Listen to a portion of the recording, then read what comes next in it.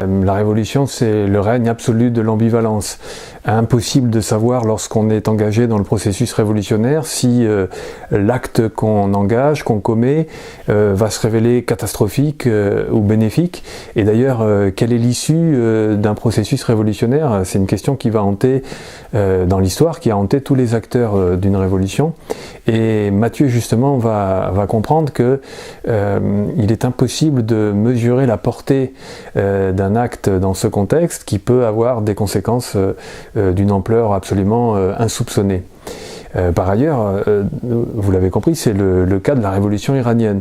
Je ne sais pas, demander autour de vous, je suis très frappé du fait que cette histoire, qui a 40 ans, a été complètement effacée, je dirais refoulée de notre mémoire collective. Bon, on peut comprendre pourquoi. Pour l'Occident, la révolution islamique d'Iran, ça a été un fiasco terrible et total. Donc on comprend qu'on n'ait pas garder cette mémoire et qu'on ne l'ait pas perpétuée.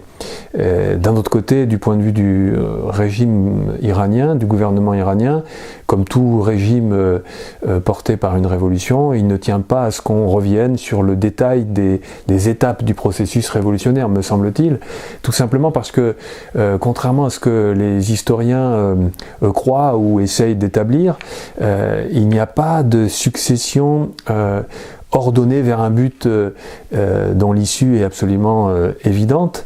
À chaque moment d'un processus révolutionnaire, tout était possible. Et en fait, les choses auraient pu se passer autrement.